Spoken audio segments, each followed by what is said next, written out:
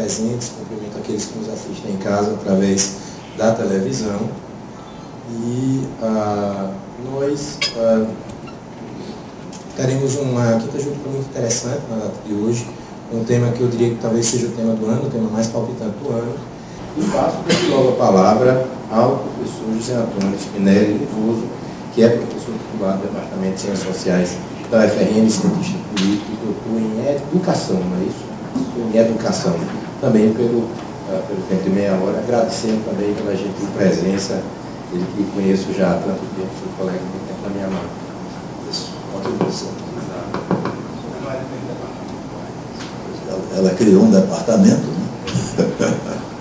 Boa noite. Eu quero iniciar agradecendo o convite da Escola da Magistratura da Justiça Federal do Rio Grande do Norte. Não é a primeira vez que eu participo da Quinta Jurídica, é a terceira ocasião que eu tenho a honra de participar. E sempre encontro uma mesa altamente qualificada, como essa de agora, com o deputado Henrique Alves, presidente da Câmara dos Deputados, honrando o Rio Grande do Norte nessa função, e o doutor Érico Pereira, advogado, especialista em direito eleitoral, jurista. Também já dividimos alguns debates anteriormente. Esse tema é um tema extremamente importante e relevante para mim. Eu trabalho na área de ciência política e de sociologia política. Eu vou falar como sociólogo e como cientista político, né? Não em nome da minha instituição, né? Mas como estudioso. E o tema da reforma política é extremamente relevante, vem sendo debatido no Congresso Nacional, acho que há uns 20 anos, né, deputado? No mínimo 12 anos, mais de uma década. E olha que nós temos uma Constituição com apenas 25 anos de duração. A Constituição que resultou em um processo de retomada democrática da sociedade brasileira extremamente significativo. Eu queria pedir que você me desse um toque quando faltasse 10 minutos, 5 minutos. Bom, então vejam, o tema, como foi dito, está há mais de uma década sob análise do Congresso Nacional e agora retorna com muita força, nunca deixou de sair da agenda, está permanentemente na agenda e agora retorna com muita força sob o impulso das manifestações de rua, né? E o que eu acho interessante é que durante todo esse período, o Congresso Nacional e a classe política brasileira, embora todos reconhecendo unanimemente a necessidade de uma reforma política, pouco tem produzido a esse respeito. Aliás, o Judiciário tem dado uma mão na reforma política, tem atuado, né? Afinal de contas, o Judiciário é ente de governo também. Quando falamos em governo, pensamos apenas no Executivo. Não. O governo é tripartite: Executivo, Legislativo e Judiciário. Os três poderes têm responsabilidade de governo, entendido governo no sentido amplo, e não apenas no sentido restrito de Executivo. O Judiciário tem atuado proativamente nesse terreno, o que eu não considero bom. Não é interessante que o Judiciário atue como produtor de legislação. O Judiciário existe para aplicar a lei, né, e interpretar a lei nos termos da Constituição.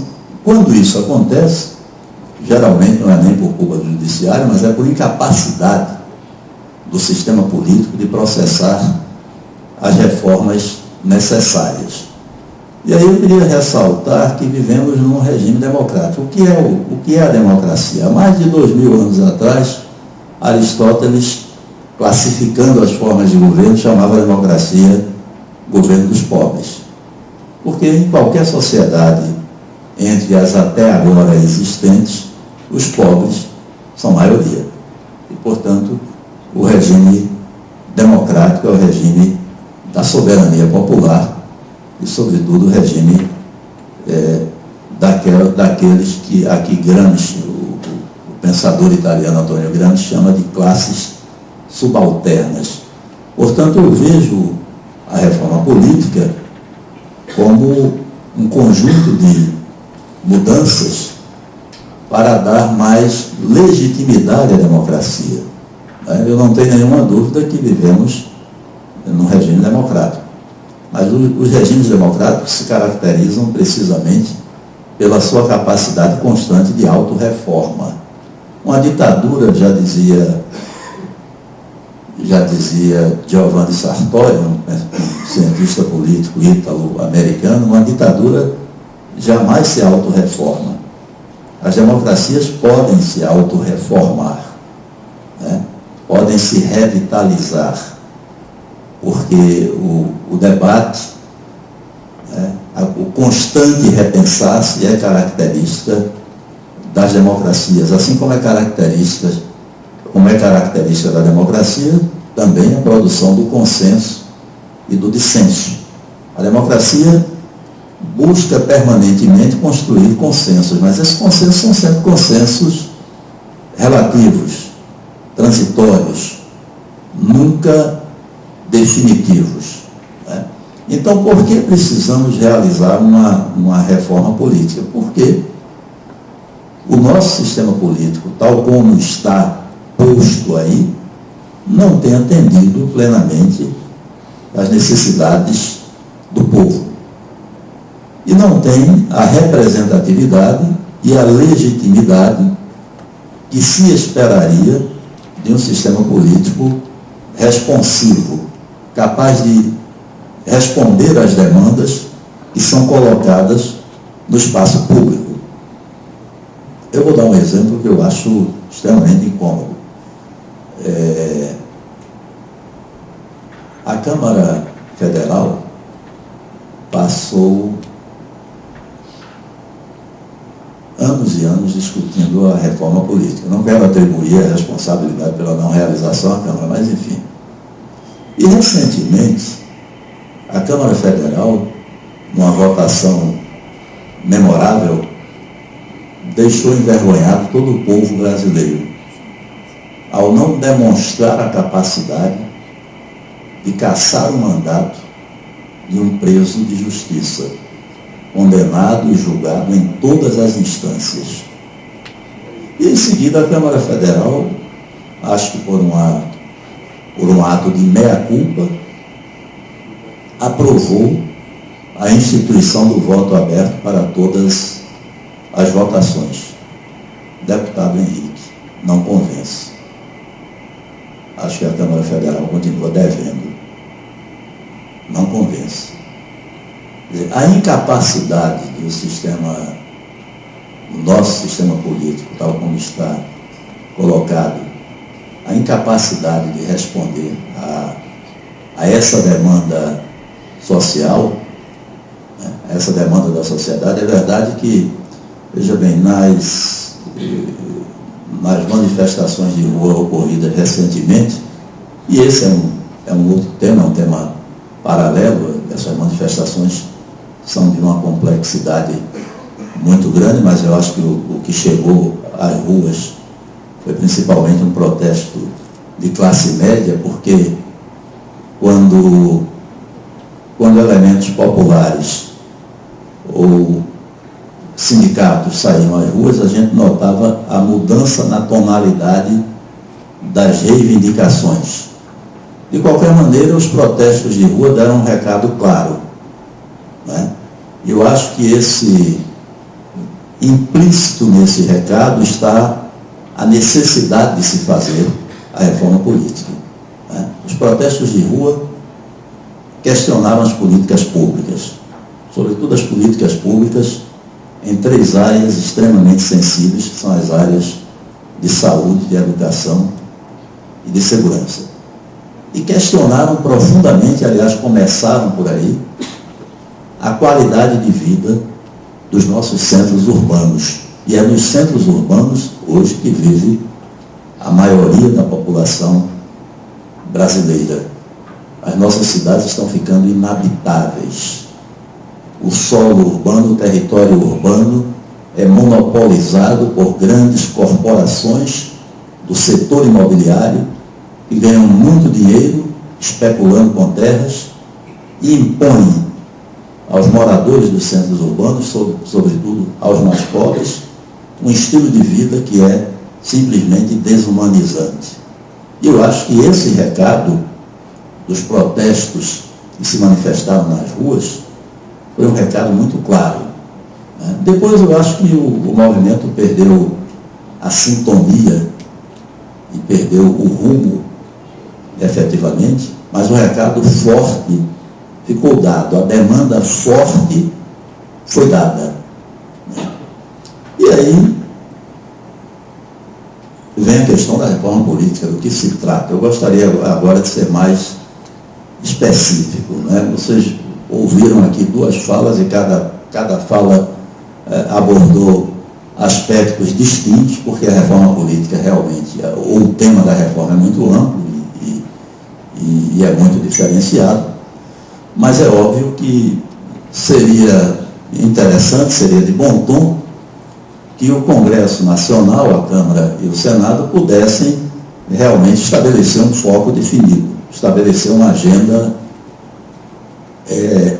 relativamente simples, visível, que pudesse ser entendida pela população. Eu acho, particularmente, que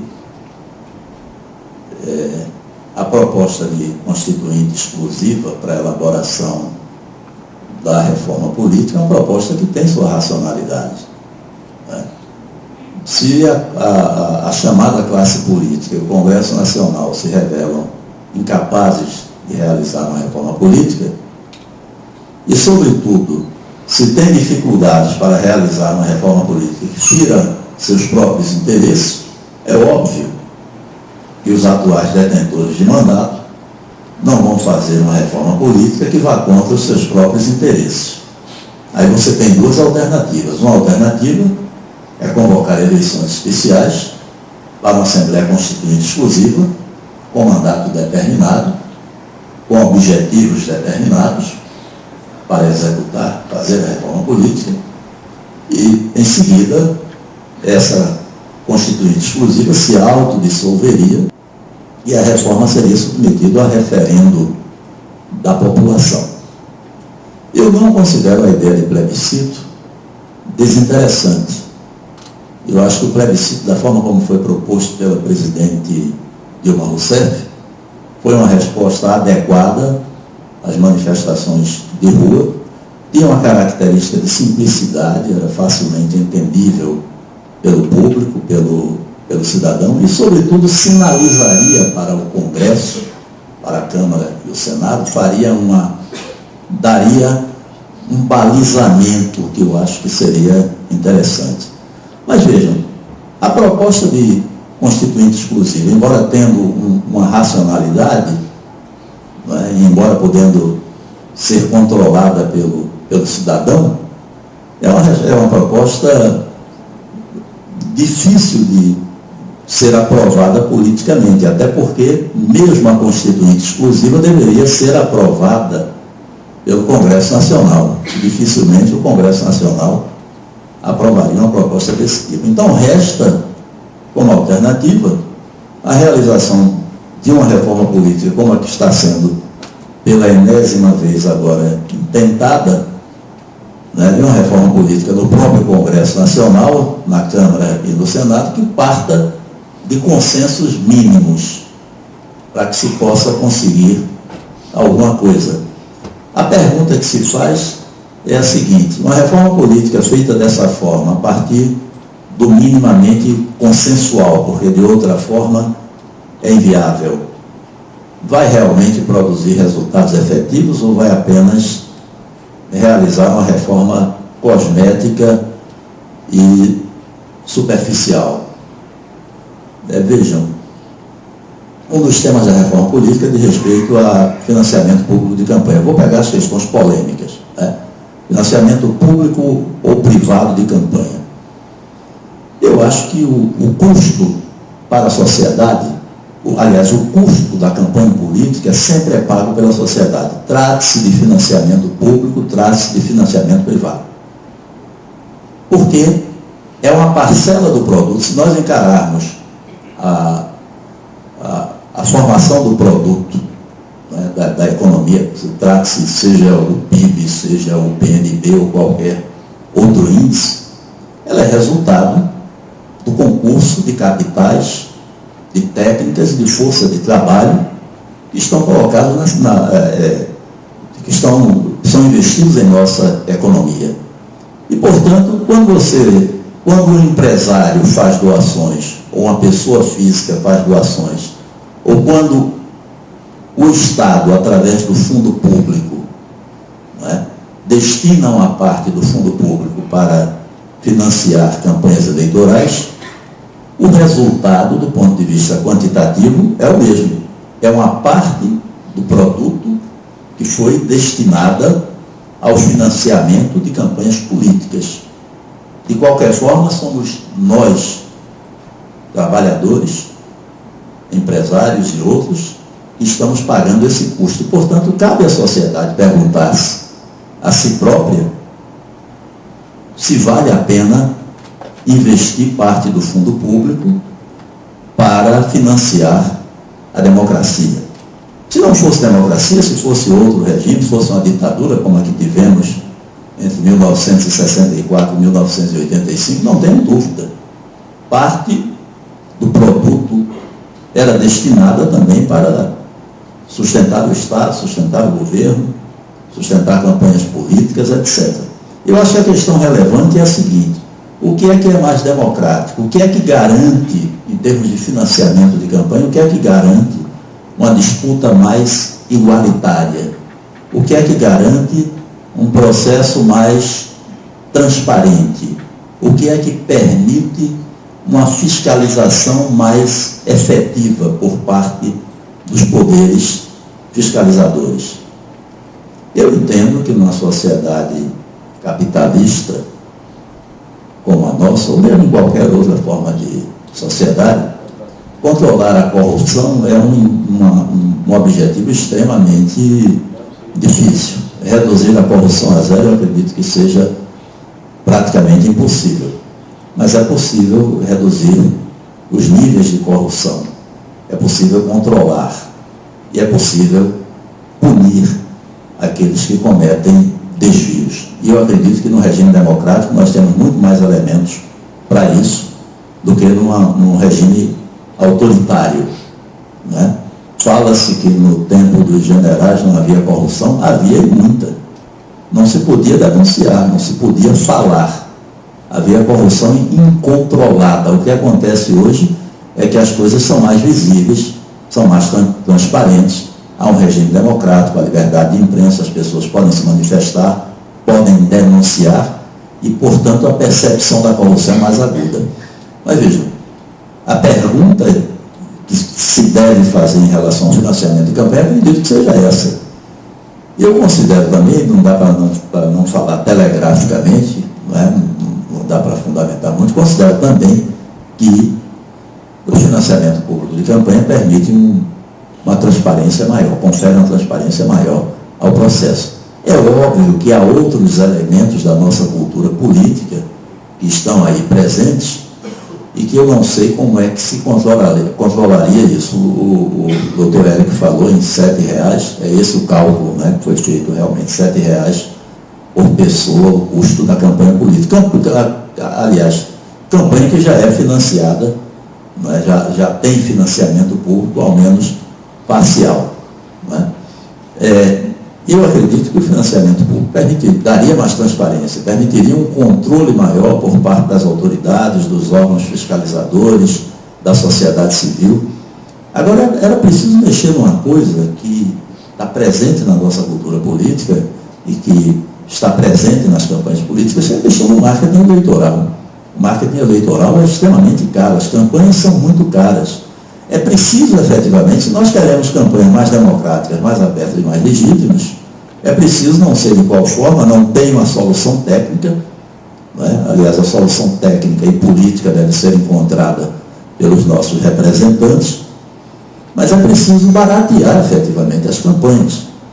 Acho até que talvez a proposta de fazer coincidir os mandatos contribua para isso, além de outras vantagens que poderia trazer. Bom, o outro aspecto da campanha política é a questão da eleição ser proporcional ou distrital, do voto proporcional ou distrital. O proporcional é o sistema atual, né? O distrital seria, embora o nosso sistema proporcional tenha elementos também, né, do sistema distrital. Quando se fala em sistema distrital, você teria duas alternativas, o distrital misto e o distrital puro, né? Para se adotar o sistema distrital, deveria se dividir, por exemplo, os estados em distritos. Hoje, na verdade, os estados são grandes distritos, né? Tanto na eleição para a Câmara como na eleição para o Senado.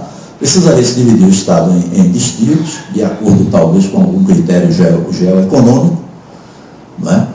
E em cada distrito elegeria seus representantes, os que tivessem maior votação seriam eleitos. Qual é a suposta vantagem do sistema distrital? A vantagem que os defensores do sistema apontam é a suposta proximidade entre o eleitor e o seu representante. O representante estaria mais próximo do eleitor. No sistema distrital misto, você teria, além da eleição por distritos, você teria a eleição no distrito maior, você teria candidatos que se candidatariam por um distrito e teria candidatos que se candidatariam pelo Estado todo. Essa foi uma proposta que foi feita no parlamento inglês no século XIX por John Stuart Mill, que foi o maior pensador liberal do século XIX, foi deputado também ao parlamento inglês. E o distrital misto corrigiria algumas distorções do sistema distrital puro. Agora, qual seria a desvantagem do sistema distrital puro ou misto, mas no caso do misto, uma desvantagem atenuada? O risco que o sistema distrital incorre de paroquializar, não é, a representação política. Afinal de contas, o deputado não é apenas representante da categoria que o elege, ou da região do Estado que o elege, ou do Estado que o elege. O deputado e o senador são representantes da nação. Eles não estão ali na Casa Legislativa apenas para defender os interesses de sua região, do seu Estado, ou eventualmente de alguma categoria profissional ou de algum setor dos movimentos sociais. Os deputados e senadores estão ali também para pensar no interesse geral, não é? E, portanto, nesse sentido, o sistema distrital, o misto e o puro apresentam alguns inconvenientes, não é? Os inconvenientes do sistema proporcional, como está posto agora, são já sobejamente conhecidos. No caso brasileiro, em particular, nós temos uma pulverização partidária muito grande, né? Nós temos uma dispersão enorme. E temos também um foco no voto personalizado. Nesse sentido, a reforma política propõe o voto em lista. O voto em lista teria a vantagem de levar o eleitor a votar no partido e não exclusivamente no candidato. Como no caso do voto distrital, temos duas alternativas. A lista fechada, que é a lista apresentada pelo partido, vou logo apontar qual é a desvantagem aí. A desvantagem é que há uma tendência nos partidos políticos, como em qualquer outra organização complexa, a uma certa oligarquização do comando, não é? E, portanto, os partidos poderiam ficar submetidos a oligarquias partidárias. Essa seria a desvantagem da lista aberta. A isso se oferece a possibilidade, aliás, da lista fechada. A isso se oferece a possibilidade da lista aberta. O partido apresenta uma lista de candidatos e o eleitor ordena, corrigindo, portanto, o risco da oligarquização. Aqui eu quero fazer uma nota. Não se deve confundir a oligarquização com o exercício da liderança. Na vida política, o fenômeno da liderança é um fenômeno praticamente universal. A diferença entre comando oligárquico e liderança é uma diferença muito sutil e exigiria da nossa parte toda uma análise que, obviamente, eu não vou fazer aqui nos 5 minutos que me restam. A outra questão que está em pauta na reforma política é a questão dos mandatos, né, da duração dos mandatos. Adota-se a reeleição, não se adota. Eu, particularmente, sou contrário, nesse momento, ao fim da reeleição para os mandatos do Executivo. É uma coisa muito recente, eu acho que a gente precisa de mais tempo para avaliar isso. Não acho que tenha produzido maus resultados. O eleitor tem a oportunidade de punir ou premiar o chefe de executivo, seja em qual nível for, que vá bem ou vá mal. Eu acredito que precisamos de mais tempo ainda para avaliar isso. Não se muda aspectos importantes do sistema político à torta e à direita ou a cada eleição. E já tivemos não reeleição, depois tivemos reeleição, agora se pensa novamente em não reeleição. Eu acredito que é necessário insistir mais nessa direção. E aí vem a questão do mandato dos senadores, 8 anos de mandato. O mandato é muito longo, o mandato é praticamente um prêmio. O Senado, o Congresso tentou acabar com a figura do suplente de senador e nem sequer isso conseguiu. Quer dizer, o suplente de senador é um senador que de repente cai de paraquedas no Senado Federal sem ser votado, sem ser conhecido. Geralmente é um financiador de campanha. Né? Esperava-se que esse Congresso tivesse pelo menos a coragem de acabar com a figura do suplente. Basta que o segundo mais votado, eventualmente, substitua, no caso da eleição para uma cadeira, no caso da eleição para 2 cadeiras, o terceiro mais votado, como acontece na eleição para a Câmara, deveria ser, obviamente, o suplente. Né? Eu acho que é uma outra discussão que iria muito longe. Acho que o Senado não apenas tem mandatos muito longos, como tem muitas atribuições. Há quem prefira um sistema unicameral. Eu, particularmente, sou favorável ao sistema unicameral. Simplesmente, deleta-se o Senado e fica-se apenas com a Câmara para exercer a legislação. É mais um tema que exige muita discussão. Uma alternativa a isso, eu acho uma alternativa razoável, eu sei que estou provocando, eu acho que uma alternativa razoável seria reduzir drasticamente as atribuições do Senado. O Senado, como tem uma representação igualitária por Estado, a votação para o Senado já é uma votação distrital, plenamente distrital. Como tem representação por Estado, deveria se ocupar apenas de questões que dissessem respeito ao Estado brasileiro, ao Estado como ente. Né? Uma casa revisora, tudo bem.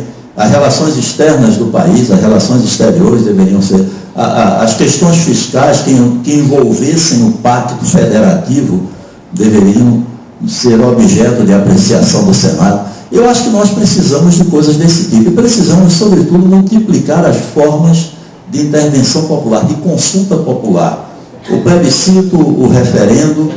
Precisamos também de implementar mais os mecanismos de participação direta. É preciso produzir a educação política e os partidos políticos, os sindicatos, as associações da sociedade civil, as entidades da sociedade civil têm um papel a desempenhar nesse processo de educação política e é preciso dar mais força a esses institutos de participação direta dos cidadãos, da população, nos processos decisórios que dizem respeito às políticas públicas.